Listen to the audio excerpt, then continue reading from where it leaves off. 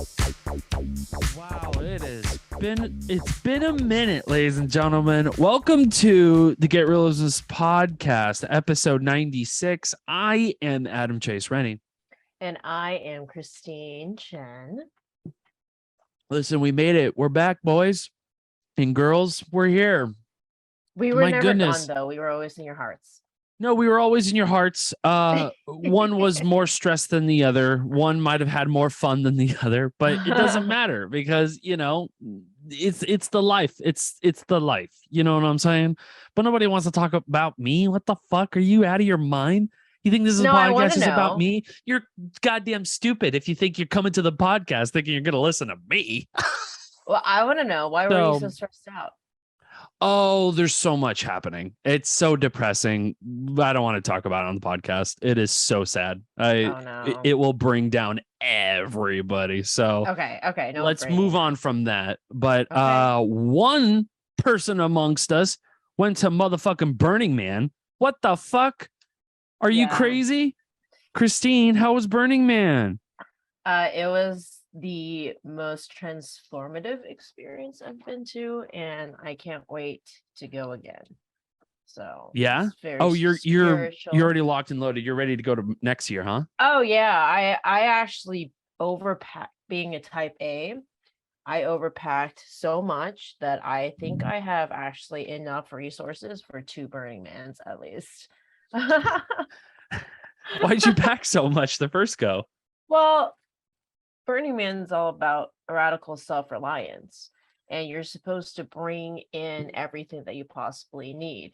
And I haven't had to survive in the desert before, so I was wanting to be radically self-reliant. So I over prepared, and on all aspects, I had over prepared on what I brought in terms of just daily resources with food. Towards the end, I voluntarily fed like 5 boys in our camp just because I had to get rid of the food. I had so much of it. And it was just, it's so hard to describe what this experience was like. I don't know if people know what Burning Man is, but it is 8 days in the desert near Reno, Nevada. And it's I would say it's like a collective. It's a community. It's a temporary community of people, 70,000 to 80,000 to be exact. So it's just that many? Yeah, it's not, don't think of it like a festival, because in Burning Man itself, there are probably like 20 to 30 festivals going on simultaneously, all at once, every single night, every single day and night. Music is playing 24/7.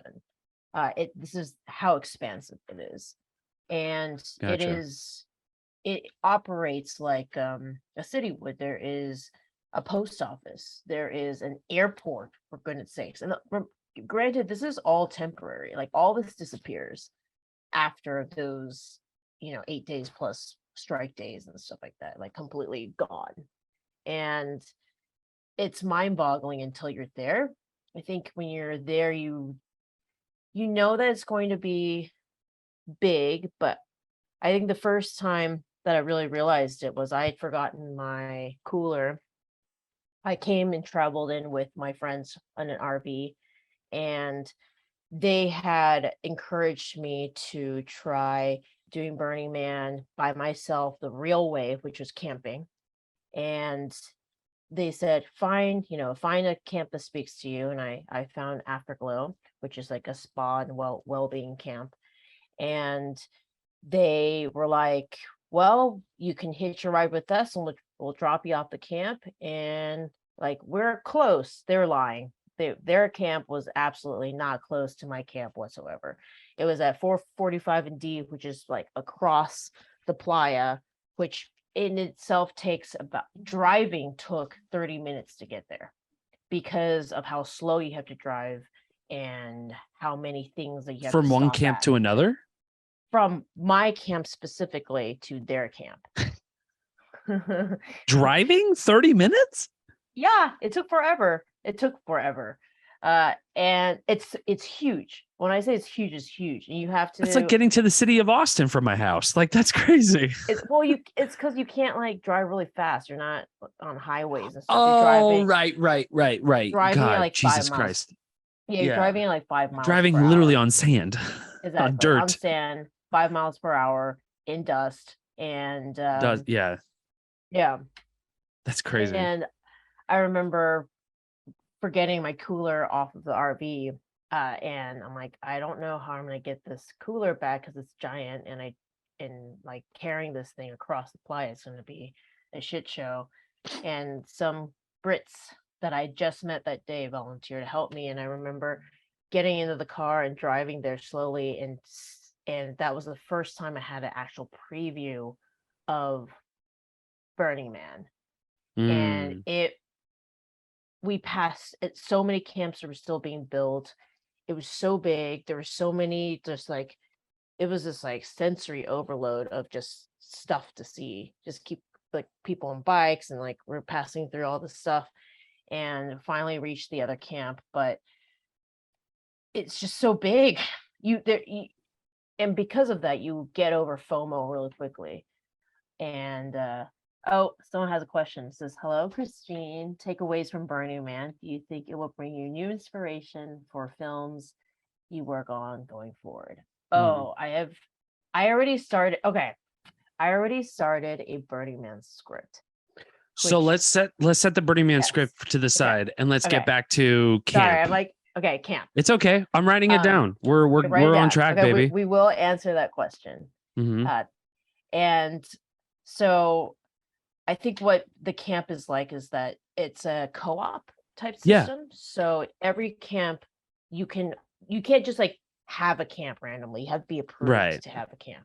And It's need part to of be a the community. Yeah. it's a community, and part of the requirement is that each camp has to dedicate something, a give back to the overall Burning Man experience.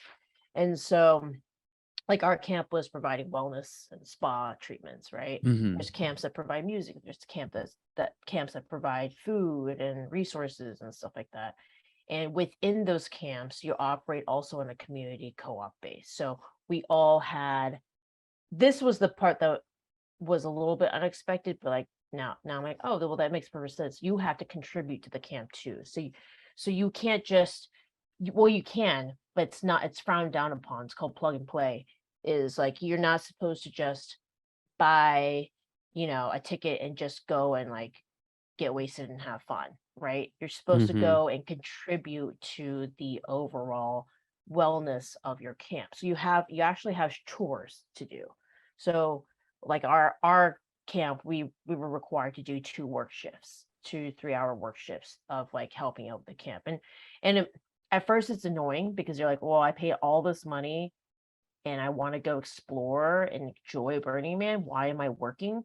But Hmm. what helps with it is that it's not only a way to get to know the people in your camp, but it also gives you a sense of ownership, right? So it's like, I invested my time into my camp, therefore I feel more a part of the community. And by being more a part of the community, and you just automatically have more of an emotional investment Right. into the entire experience, which is pretty crazy and cool. um and I think I've been part of this group that broke off of our afterglow group called Side Quest. We named ourselves Side Quests, but it's like 8 people from all over the world that got really close. And we were on this chat just observing how we now change and how we've been affected by Burning Man, and how we're taking those things that we've learned and applying them to our day-to-day life, Right. and it's observations such as, now I feel like taking time and to just sit and observe. I instead of hurrying up, you know how I am. I'm always like trying to get to the next thing, and I have an agenda. The first time you met me, you're like, I was in between like 4 meetings. And so It was like less than 5 minute meeting that we yeah, had. I was like, Yeah. this is I gotta go, peace out. And now I don't have the urge to do that. Like yesterday, How does that feel, by the way? How does it feel to just not have immediately something going on the next thing and the next thing? It's really freeing. Feel like you could focus on that one thing, huh? Yeah. I mean, I was always really good at focus, but I Mm-hmm. think it's more that I can actually enjoy the experience. Actually get into it. Yeah. Actually Enjoy it. be present in the moment and not Right. be, my brain tends to be in my head. I tend to be in my head a lot, and I tend to future think a lot. I mean, you future think a lot, you really just can't experience your present moment in its true entirety and full experience. And I really never fully realized that until when you're at Burning Man, you have no phone, you have you can't get online at all. Like, it's just no Wi-Fi or anything. And time starts to be blurred. You don't, because my phone was dead for like almost 3 days and I didn't even know like what time it was. And you don't have an agenda. You can try. I tried, believe me, I tried. The first day, first and second days, I went through the book and I started to write down. I made a schedule. Like, I literally made a schedule. I wrote in, I was like, okay, at 8 a.m., I'm going to go and get coffee. And then at 10 a.m., I'm going to go and find this camp. And then, like, I had it all scheduled out. I think I accomplished one thing in this schedule. Really? Literally. And you know how I am with schedules. Yeah. So I literally accomplished one thing. And it's because you're in the moment. And let's say you're going to your goal. And you're getting bombarded with other possibilities of adventures. We've coined it as side quests.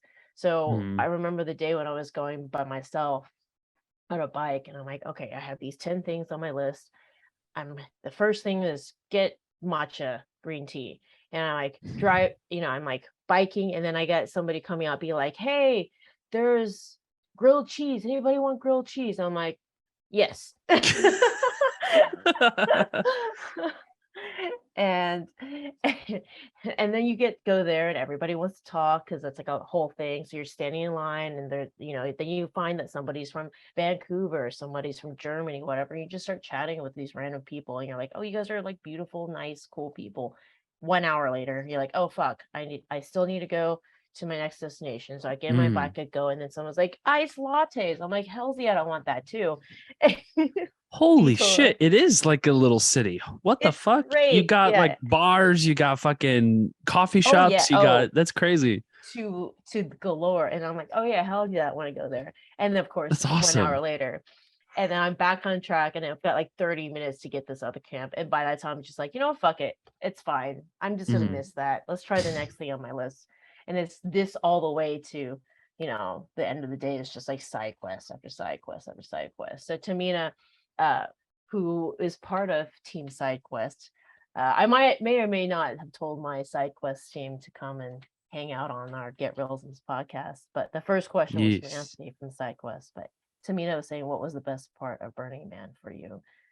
And I mean, one of his is the freedom of side quests. It's just having permission to just be in the moment and to see where that moment takes you. I think that was a huge thing for me, because it is so against how I've operated most of the time. And people who know me know that my day-to-day is perfectly, planned out to be the most efficient way that I can use my time that day. And I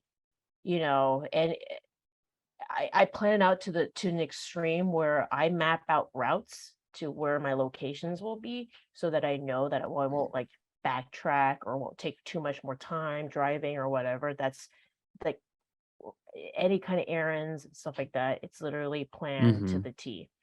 And so for me to just be like, well, F the schedule and just let's see how this happens over here and where this takes me, is very unlike me and absolutely freeing, and something I've immediately tried to apply to my default world or daily life.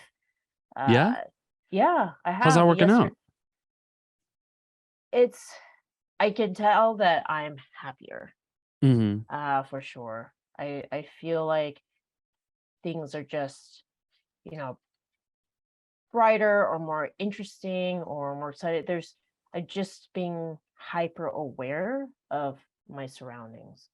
And when you're hyper aware, you just notice the details, and it's the devil's in the details, right? And Right. so I was telling my group that yesterday I got done at a coffee shop earlier, and usually I would have rushed to my car and try to find the next location to go to, the next meeting to get to, whatever. But there was actually a bench, like a bus stop bench, right outside of the coffee shop, and I happened to be journaling, which is also another thing that I'm doing, like You're using journaling? That's writing. awesome.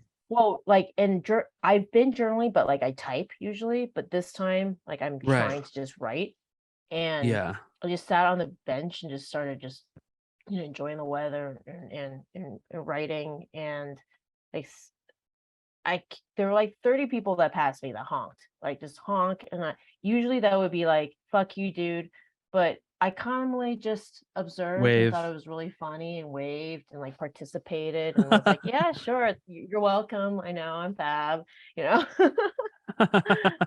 And I don't know, it was just superhuman. I think you connect with your human self a lot more when you take time. And some people from our group were saying that, like, oh, they started to talk to strangers more and take the time to do that. And it ceases to be scary. I think before strangers were like stranger danger, right? Stranger danger, stranger danger. And when you're in line at Burning, you're talking to strangers every single day, and you might even be naked with strangers. Like I got naked with strangers, and when That's you've very got freeing. when That's you've wow. done that, it ceases to be, oh, you're a stranger, I don't want to interact with you because I don't know you. It Mm, becomes like, oh, you're a stranger, I wonder what your story is, and I don't mind taking some time to understand your story, versus I don't have time because I got to get to some place, and you are not worth my time because I don't know you, and I barely have time for myself or my friends that I actually do know, you know? right. So I think that's been a nice thing. And to segue to, I think Anthony's question was, how am I going to apply that to the films? All right, I actually have, nobody can, people shouldn't steal, hopefully nobody's gonna listen, I hopefully nobody steals this, but I started to write a Burning Man script, and Hmm. now I'm going to segue that into a pilot. And the pilot is more about how in the modern world we might make connections as a group of friends, but because of where we're from, we might be faced with a challenge of maintaining those connections from different parts of the world. So it's like a modern Friends. So Friends is very much like, oh, we all live on the same street and go to the same bar, and then we're like friends and like live in the same place, right? But I feel like the world is very different now. I think it's more like we are all from different parts, and maybe you go on a trip and you get become really close to some people at a hostel who don't live anywhere near you. And what is it like to try to navigate that friendship when you guys aren't seeing each other 24/7, and in fact are maybe world like oceans apart? And so that's the pilot that I want to do, is it's like a modern spin on Friends, but more with, um how do you stay friends when you guys are worlds apart, basically, Right. and the moments that you share that connect you together, and so yeah, so that's something that I'm going to pivot to for sure, for something I'm writing. I don't know, and I think I'm going to structure each uh episode where they meet at a place that they pick in the world, so I think it's going to be each episode. So like you'll see how in that episode you'll see how each individual group kind of interacts with each other, or sidebars to their own interactions, and then it all comes together to when they like get to meet up together finally for the first time. I'm trying to figure out if I want to do that like per season or per episode, but that's a different discussion in its own. But yeah, but Adam, it was amazing. It was beautiful experience. Yeah, it was a it beautiful sounds like. experience. I learned a lot about myself and about art in general, and a reminder of why we create. Ursley took a big toll on me. I was writing about it yesterday. My blog is still here. I haven't published it yet, but about my learning experience from Ursley, that I had wanted that so badly. I wanted to accomplish getting a feature done, getting a film out so badly that I gave everything of myself into it. And quite frankly, right after that, I was completely burnt out. And during that process, I forgot to enjoy. I couldn't. I wasn't able to fully enjoy the journey, the process, because it was so stacked, so rushed, so everything. And when I got to that goal and I finished it, the joy was fleeting. Like I felt it and I was like, yay, yay. And then like, cool, I accomplished it. And then when it was gone, I was like, it just felt like, this is it. This is what I sacrificed everything for, was just this, And I already had like 5 other goals lined up for later, So I think what that, and became so obsessed because of the investment that I put into it, not only just time but money.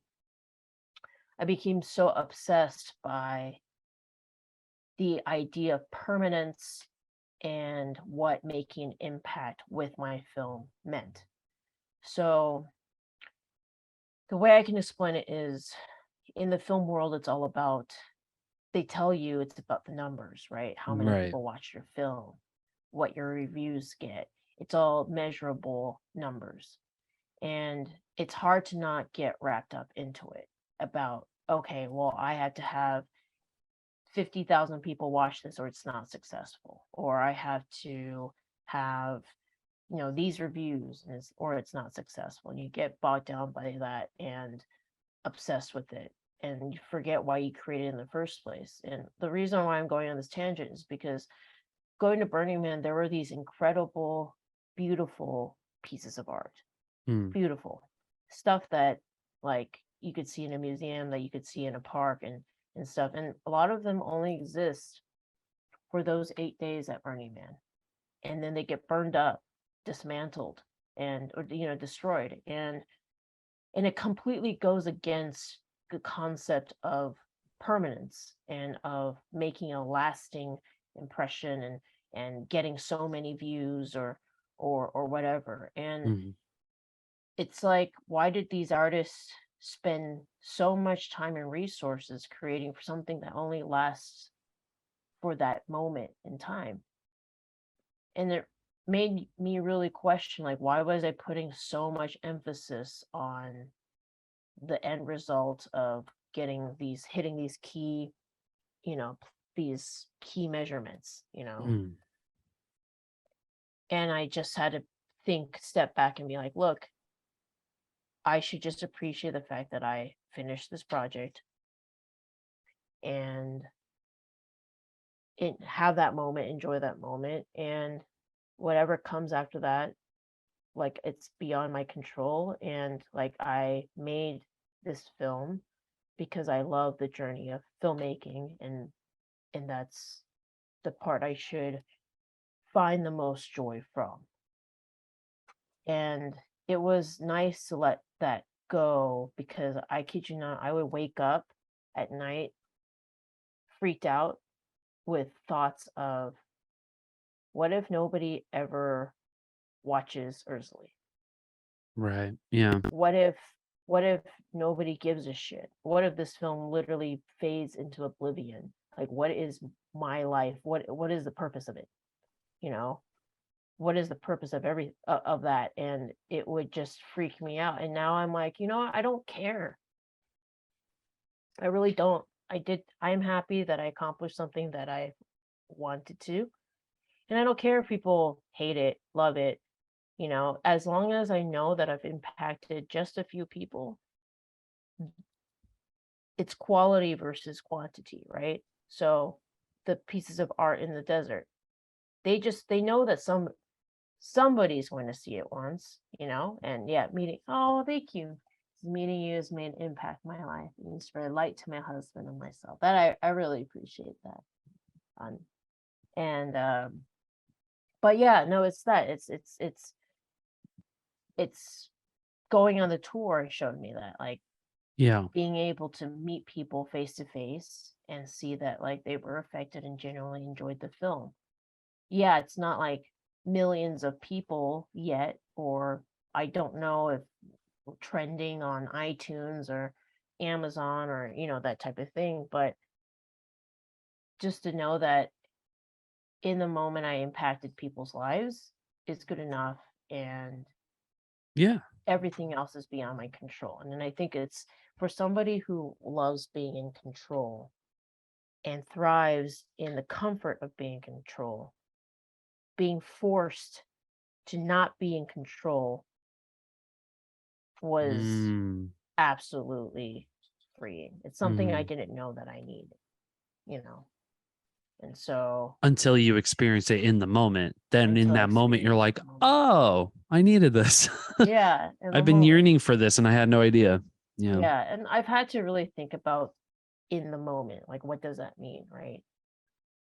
I think it transcends beyond work and art, and it goes with people as well, right? Like, in the moment, enjoy meeting that person, and does it have to be a permanent relationship forever? Right. Not necessarily, but does that make that relationship in that moment any less important?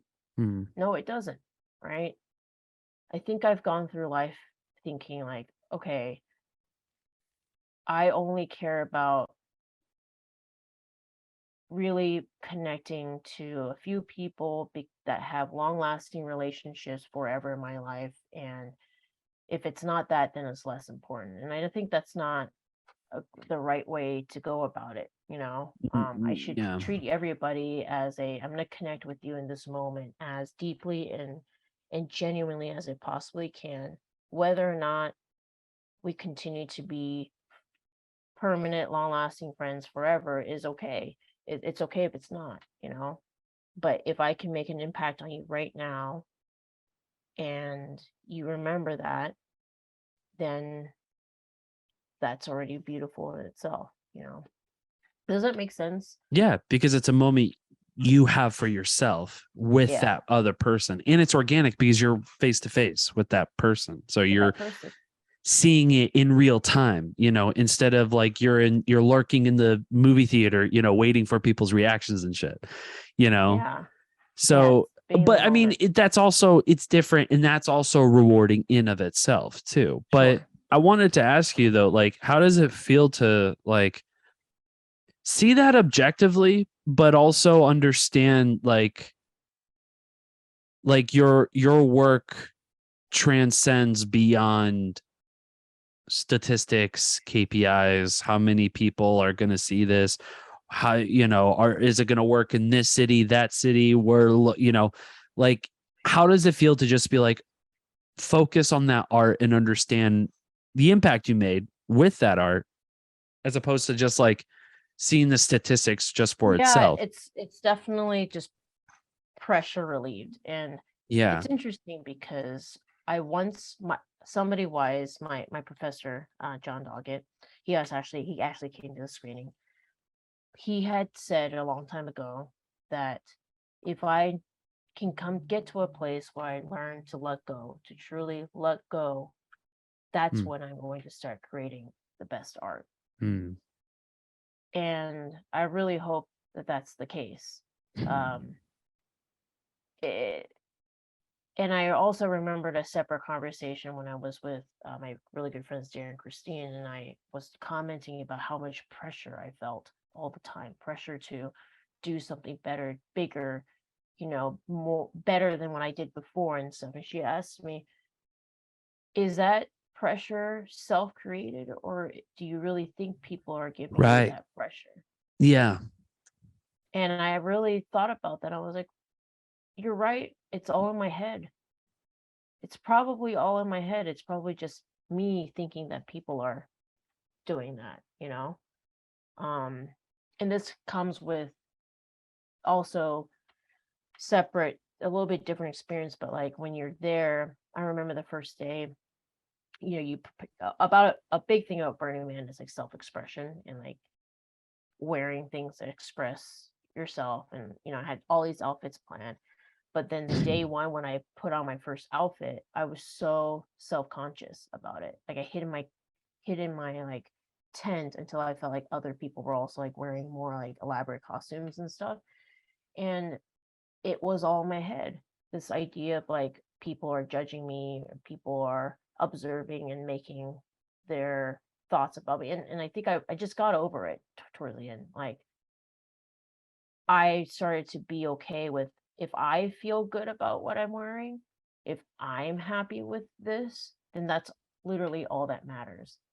And this like talk that's in my head where I think that other people are judging me, or classifying me as something without knowing me, just kind of faded away, because it's at that point it was like, who the fuck cares, you know? Exactly. Yeah. Yeah. And so I think that That's kind of, beautiful. That's yeah, I really think, that's really amazing. yeah. So I I hope that being in that space will just allow me to truly create freely and just make stuff that I feel is great and that I love and I'm proud of, Mhm.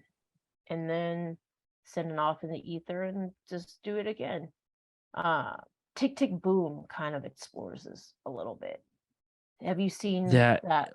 it made me cry. That movie Yeah, really, like, because to just understand that guy's story and yeah, his struggle within to just do something greater than himself, and himself. he just miss after miss after miss after miss after miss, and he, I don't know, it But just, that's the pressure, right. right? It's that pressure of especially with artists that want to do something greater than themselves. I definitely can associate myself with that Mm, want. You're so driven by that need to be validated, and it's inconceivable to think that the work and the sacrifice that you've made doesn't always and rarely translates to the expected result that you think you should get, right? So it's like, and it's with relationships too. It's like, oh, because I mm, feel A, I can't expect that that means that person feels the exact same way that I do. You know, it's like A doesn't always equal C, or A plus, it's not always going to yield the same results because we're all different, right? And so I understand how he feels, because you're like, how is it possible that my suffering that I'm feeling, that I put everything into it, I like love this piece of work and it's like my best work or whatever, how is that not translating to how others think about my piece of work as well, you mhm. know? And I think that was his rude awakening. I just remember the scene. I'm sorry, this is a spoiler alert for people listening. I just remember the scene where he's on the call with his agent, I guess, or manager, the lady. And Yeah. Oh, yeah. he's like, well, now what? You know? Yeah. And she's trying to explain, like, you do another one, and then you do another one, and then you do another one, because he was expecting a certain result, and that expectation was killing the joy of the whole process. And I think that's what I've come to realize with Ursula. I expected there were these, you dream and you hope and I come to have this entire process where I expected like, hey, I'm going to get into big film festivals. Hey, it's going to start this whole trend and everybody's going to be talking about this film and like, and it's going to be a financial like success or whatever. And you build up these expectations. And when you don't get what you expect, it is a complete you're gutted as an artist. Like, because if your whole journey was to yield an expectation, then you're just sorely disappointed when it's not that, right? And coming from this experience, it's literally all about experiencing everything in the moment, and for that moment, experiencing alive as it's coming at you. Hence why things are so temperamental and so impermanent and so just for that 8 days in that moment. And I Right. really think for me as an artist, it really put a lot of things in perspective in terms of like, why do I create, and is it okay to create something that nobody ever looks at? Yeah, I guess so. It is. Like, I would still create if I didn't think that somebody was looking at it. And I used to feel that way, you know. Now I'm coming back to it, but like when you first started out making stuff, I wasn't like, oh, this YouTube video that I made, like, if anybody doesn't care about it, like, I don't care, I'm just gonna make it, As a kid, it's the same thing, like, oh yeah, I just want to make this like weird random superhero movie or whatever and just have fun. But it's that whole like, now we have a culture of like YouTube and influencers and social media, and you're trying to like one up one another and show that you're this like success and build this image, and that's all about likes and numbers, and then because numbers get you, economic support and money and stuff like that, that becomes the primary focus instead of about the creation of the art itself. And I don't know, I just going on and on and on, and I just think that like, when I just saw these like incredible pieces of work that's just beautiful, and I thought, wow, only maybe these 70,000 people might see this or not, because some of these pieces of art are like so far away that you can't even get to them easily, so you would have to go out of your way to go see them, and sometimes you just don't have time. So maybe 2% of the people in that event get to see this piece of art, and that's okay. Like, the Right. artists still put in just as much time and effort into make it. They're not like, well, only because 5 people are gonna see it, I'm just gonna like half-ass it, or I'm not gonna actually make it the best thing that I possibly can, no, I'm still going to do. It's like, I think performers can really feel this, actors that do stage or stand-up comedy shows, and how many of them perform, and maybe there's like one person on the audience, right? You still have to give everything equally, whether it's one person in the audience or a sold out crowd, right? Because the point is not that there's more value if more people see it at all. It's that it's already has value in it itself, even when nobody sees it. Right? Does that make sense? Yeah, it all makes sense. Yeah. You can't put the value in numbers. You got to put the value in the quality that you put it in with, Yeah. It's all about the output. How do Yeah. you feel about it? Do you feel good about it? Do you feel like you have Exactly. purpose in this? It is how you feel about it. Totally. I lose touch of that every goddamn day. Yeah. It's yeah. how do you feel about it? Exactly. And that applies to everything. How do you feel about the way you dress today? I think women get this a lot. Like, oh, if I wear this and it's like slightly showing more skin, that somebody's gonna think that I'm a slut, that type of thing. And maybe there are people that make that comment and stuff like that, but like, it doesn't matter how they think about that. It's how you feel about it, Mm-hmm. and it applies to everything. Because it usually like makes everything else sort of, I mean, not to put it in a harsh word, but inferior. Like all the hateful shit that you think is going to come hurling at you, which probably will happen, but more times than not, like you said before, it's probably mostly in your head. However, when it does happen, you realize that like how good you feel and how how priceless you feel and how it all doesn't mean anything, right. From like an outsider's perspective. It's like, yeah, like I do care about probably other people's opinions. I do care about my friends' opinions, I care about my family's opinions. But at the end of the day, if the output is not something that I enjoy or that I like, I'm proud of, right? why am I exactly? I gotta be proud of this. I gotta like actually enjoy this thing rather than just do it because, well, the KPIs, the statistics. Well, if I hit this point and maybe if I make the YouTube video, the first 5 minutes has got to capture the audience. Just like, how about this? How about, do you like this? How do you feel about this?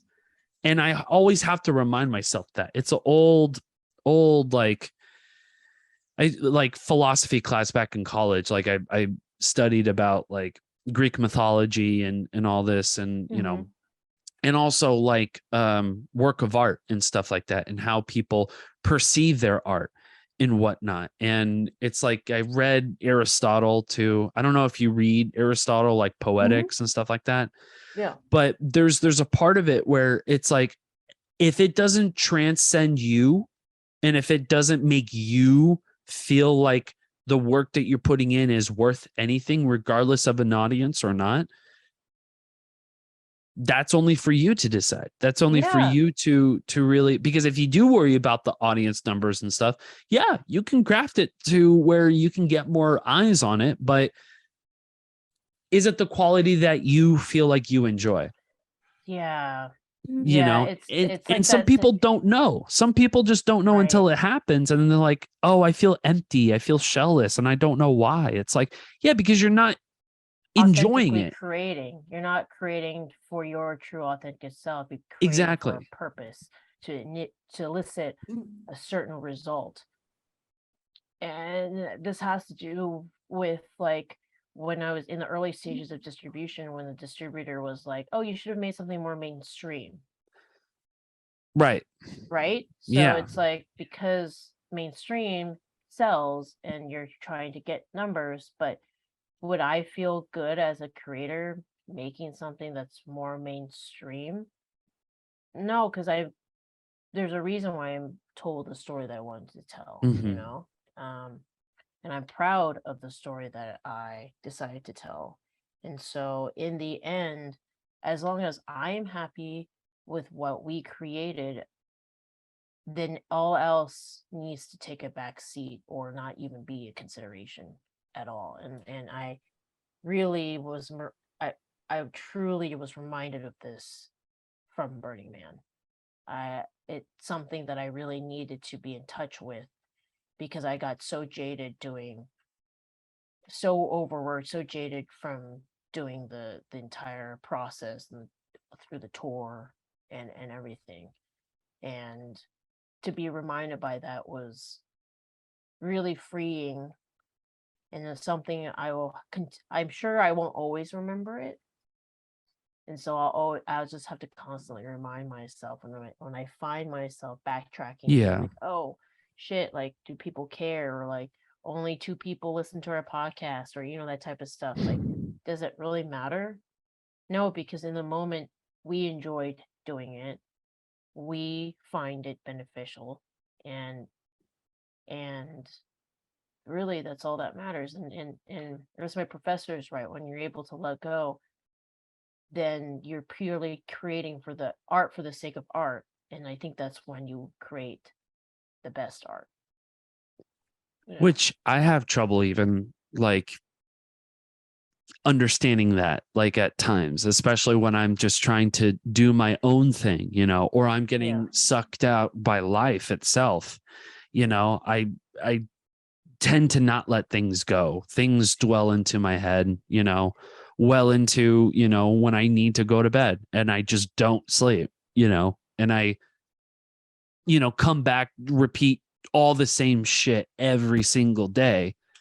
And yeah, just even you talking about this, like kind of just puts that heavy kind of thing in my Burden. head where it's Yeah. like, hey man, how about we just let go of the shit that makes you sad and depressed? Because to see all this and think like nobody is going to read this, nobody's going to watch this, nobody's going to do this.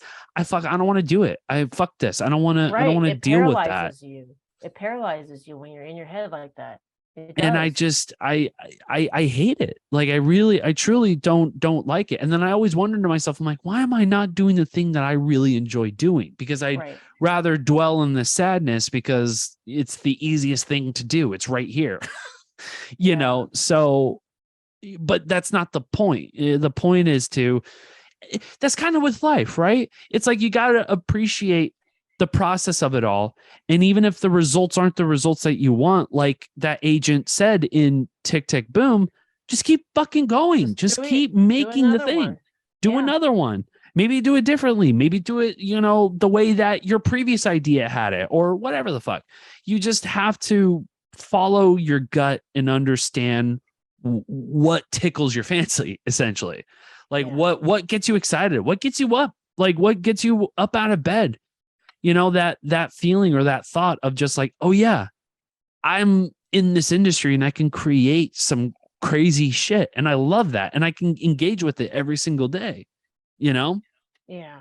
And it's Yeah. hard too because in the case of Ursula, you had to be with that idea for years, like since 2020, you know, that you conjured that idea and stuff like that, you know, and you're stuck with that. So then it's the unfamiliar feeling of just like you know, like that scene in Bird Box when when she's sailing in the boat and she's blindfolded and she has no idea where the fuck she's going on the boat with the kids and shit like that. You're like, yeah, because that's kind of how art is. It's like you understand when you get through the journey, that's the joy of it.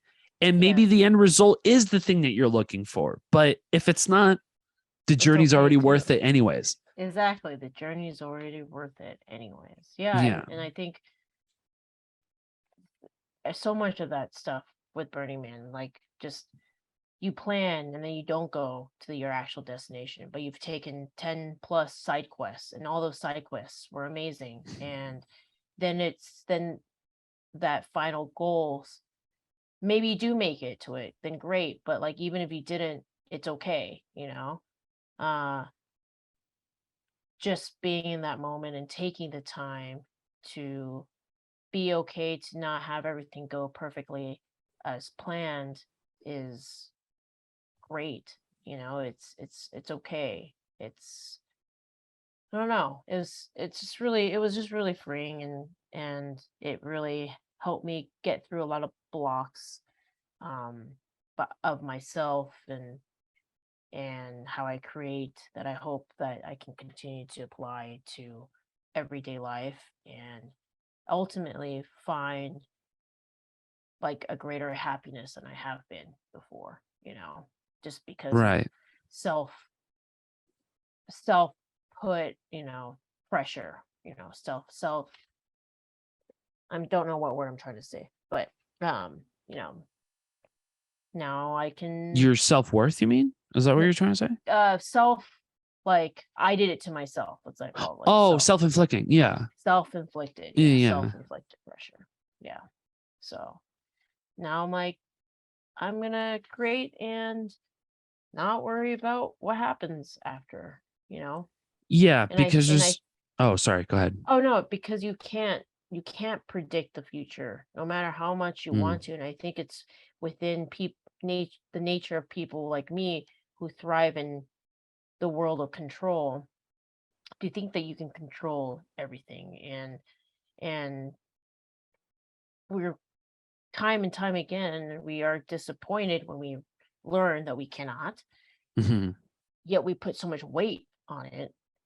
And no, it's Yeah. good to be reminded that sometimes it's beautiful when you don't fully know what's going to happen, and you prepare as much as you can, but you, to a certain extent, you have to let it flow and just let it be. And you meet people who come in and out of your lives and for that moment, and you may not see them again, and that's okay. You shared something beautiful and you created, and maybe it's not the smash success that society expects or you expect because society expects it for you to be successful, and that's okay. You just do it again because the Right. process is worth it, and you just have to remember why you did it in the first place, and it was for art, for the sake of art.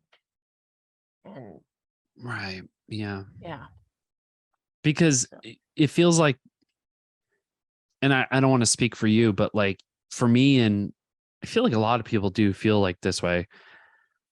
I've always gone about, especially my previous career of working retail, I always find worth in results. There's yes, only for me in my world, there's only worth in results. And what are those results. results? Money.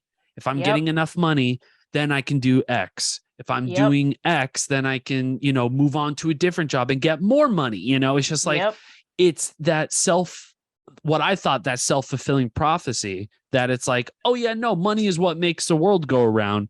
And I can only measure my success by the money that I make.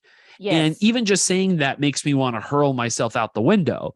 But that was my reality. That was literally my reality, like for years. And I moved to Texas for the sole purpose of, I can't do that anymore. I got to right. find the worth in the process because I cannot find the worth in the results And the anyways. results. That is, I mean, man, that's, we nailed that on the head. It's, and so much of us,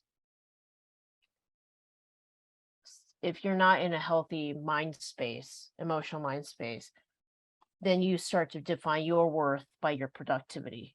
Yeah. And for most of my life, Oh man. Yeah. that's been That's my crazy. thing. You just zeroed in on the very insecure that I have.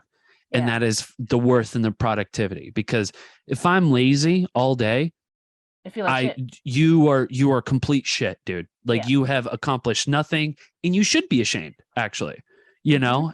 And you can't, that's a lot of burden to put on yourself. I Yeah. mean, you can't cut yourself a break because why? You just watched one too many episodes of Game of Thrones, Like, give me a break. Like, it's all part of the whole humanity. It's like part of living, We're gonna have those stupid, boring days where we have to wait half a day at the DMV, and you feel worthless doing that as much as you feel worthless just sitting on your ass doing nothing. You're still Right. accomplishing something either way, but you don't feel that worth because you only measure it by the productivity that you put in, not really by this is the experience that I'm enjoying, and I'm enjoying it because I love this piece of content or whatever art I'm enjoying. And that you don't get to enjoy it fully. And I don't get to, and Right. I'm now trying to enjoy movies again. And I'm trying to enjoy the stuff that I'm literally like, my whole life's career is going to be about, is the film industry, Right. writing, all that, so, and I want that to be part of me for the rest of my life. But the problem is that I'm so hung up on the stupid details. I'm so hung up on, oh man, I need to make money now and I'm not, and I'm freaking out, and this is happening, that's happening. It's just like, life is gonna get at you fast. And before you fucking know it, Christine's in Burning Man and you're still here stuck at home, cleaning up dog shit and trying to, make some sense into your own world when you don't need to do that. You Well, don't I need to think do that. the thing is that life is unpredictable to an extent. Yeah, And it is.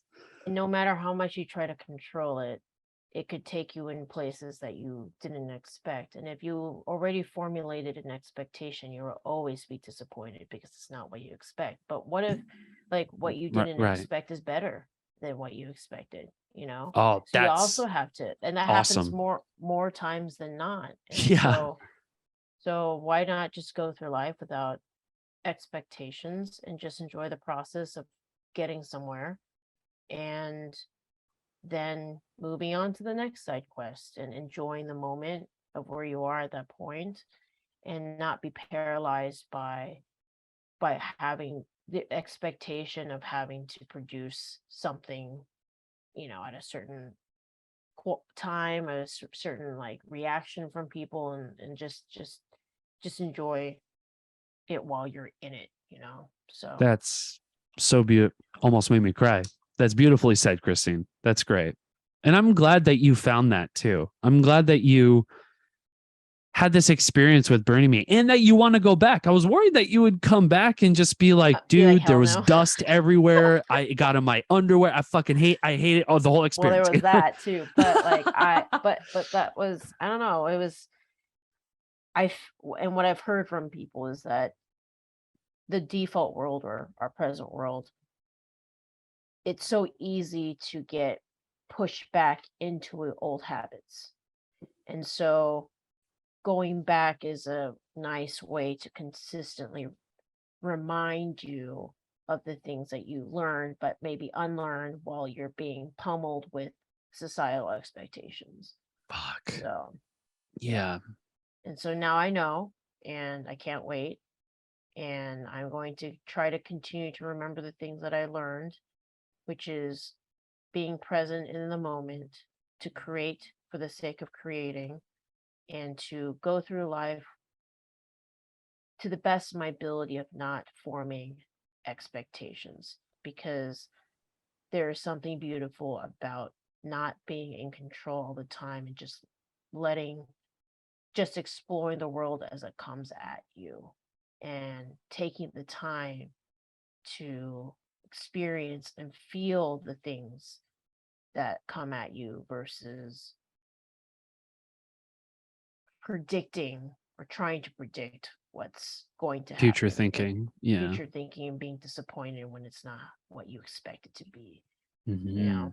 Mm-hmm. So, and this applies to everything: relationships, with how you work, with day to day, with who you are, with how you define yourself, how you define your worth, and everything. Find beauty in the moment and stop future thinking. That's my biggest thing. Stop it. Yeah. Yeah. Do you, so do you feel like, because I wouldn't say you have an entirely now new perspective on the art that you make, but Yeah. I feel like, I don't know. I feel like a better way of saying it is like, do you feel like your perspective has been elevated now Yes. that Yeah. you've Elevated been and through liberated. Burning Yeah. Man? Yeah. Yeah. I think elevated for sure. I think elevated because I'm liberated. There you go. Yeah. Yeah. That's a better way of saying it. Yeah. Yeah. So definitely, um, for sure. And it Like, got you like now excited to excited. get back Yeah. into Creating. making this. Yeah. Yeah, I'm excited to just, oh, I feel like writing that. Let's just explore that little side quest. Oh, I didn't finish it. It's fine. I'll just start on this other side quest. And then, Mm-hmm. oh, I come back, like, just just experiencing it, and not thinking about, well, if I write this, like, how many people might watch this? How will this apply to my audience? You know, oh, what if it doesn't get into this film festival? You know, all this other stuff, just these performance measurements, and or like, oh, I spent 3 hours sitting on a a bus stop bench and just journaled. Like, how's that help me in my life and my goals? But but I felt happy, and I think that's Yeah. And more that's important. way more important Yeah, than money can ever buy. yeah. You know, So it's those moments. yeah, And I always tell myself too, like, it's like, well, you're not doing shit, dummy. So why do you feel like you have any worth in doing that, you know? But I lose touch of that. I still do sometimes, and I have you, and I have this podcast, and I have even my friends too, people who I work with in the film industry sort of remind me that, working with very creative people and stuff like that. And I feel super lucky that I can surround myself with that kind of energy to, really focus and believe in what I'm trying to create, rather than just like, well, I don't know, I just want to make money and that's it, which is what my thinking was for almost 10 years after graduating high school. I was like, fuck this. I can't create anything. I just got to make money, and then maybe I'll find someone who gives a shit about my money, and then we move on happily ever after. It's like, nope. And then when I got myself into that, and that was the other thing too. It's like I told myself that I would be happy doing X. And then when I do X, then I'm like, oh, well, this isn't great. I fucking hate this. And you go through these punches and you realize, like, even in the process, you're like, oh yeah, that was crazy. That I thought that me getting that promotion was going to be the done all be all. Like, I'll hit fucking the big times if I get that assistant store manager position at fucking a shoe store. Like, relax, Adam. Like, yeah, you got a $3 raise. Like, good job, buddy. Like, you can buy lunch now instead of just like bring home a sack of lunch, like a whatever. Yeah, and I think it's okay to, you should have goals and you should have a long-term vision. Yeah. However, Yeah. I think it's just the weight that you put on it, right? It's like, it's tremendous. Yeah, just it's okay to set those, because then you have that way that gives you direction. But it's okay to understand that that's just a guideline, and that if you don't exactly reach everything that you've meticulously planned out, that doesn't define or decrease your worth at all. Because if you enjoyed the journey and you gained something from it, and you learned or you improved or whatever, that's the part that matters. Oh, when you get to your goal is what you mean? No, I'm just saying you should, it's okay to set goals, because this, people might take this being like, oh, so you just don't set goals, but I don't. No, that's not what I'm trying to say either. Yeah, that's not like living in the moment. It's not that you don't set goals. I think it's the fact that, like, you just don't put as much weight on expecting that you are, that if it doesn't go exactly as planned, that you're a failure or your worth is defined by it. What I'm saying is, set those goals, but they're guidelines. And if you choose to go off and do a side quest, that's okay. There's worth in that. Yeah. 100%. I couldn't fucking agree more. We've been over an hour, Christine. What do you think? So that's it. Yeah. So want to wrap this shit up? In conclusion, go and create without expectation, without but go out to create because you want to enjoy the creating process, not because you're wanting to elicit a certain result from it, from an external validation source like society. Yeah. If you are happy with what you created and you're happy doing that process, that is literally all that matters. And that applies to not just the creation process, but really any interaction that we have in our life with ourselves and other people and stuff. Yeah. And we all have to remind ourselves that, because I'm even currently forgetting that, there's been those days where I'm like, maybe I don't do anything and I'm just going to hate everything, and that's, listen, there's, speaking of seeking validation, any feeling that you have of whatever you're going through, especially with shit that hurls your way in life, are valid, and I always tell myself that, like, I can't feel something because I haven't earned that. I don't earn that fact that I got to feel those feelings. So I'm doing better with that, but it's a good reminder to let things go and not measure the worth in your results. That's the In conclusion, the point of it all. So that's it, ladies and gentlemen. I got no more podcasts to serve, and I think Christine has got no more in the words tank of either. wisdom. So Yeah. we're ready to get out there and create some shit, hopefully. And yeah. So, ladies and gentlemen, that has been the Get Reelisms podcast. UrsleyFilm.com for your Ursley needs. Do I need to say this? Yes, I do. To remind all of you to rent Ursley, enjoy it, watch it with a bunch of friends.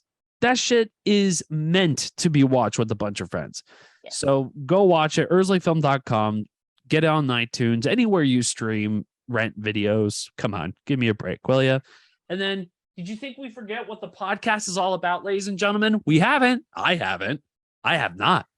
I have not at all. Get your new edition, Get Reelisms books today, ladies and gentlemen. Yep, you wanna get some swag, get a little bit of a t-shirt, get t-shirt. Yeah. You get that on getrealisms.com. You want stickers? You get it there. You want a poster? Get it there. Do I need to say anything more? Jesus Christ, people. Give me a break. Getrealisms.com. And the podcast is on iTunes, Spotify, all where you get your podcasts. We're streaming on Facebook. We're here on Instagram. That's it, ladies and gentlemen. Christine, thank you for doing this with me. I appreciate you. And have a nice weekend, everybody. And have a nice weekend. Moment. Live in the moment, God damn it. Stop overthinking shit and do it, and don't expect your worth and your results, people. Yeah. Don't do that. Tony Robbins.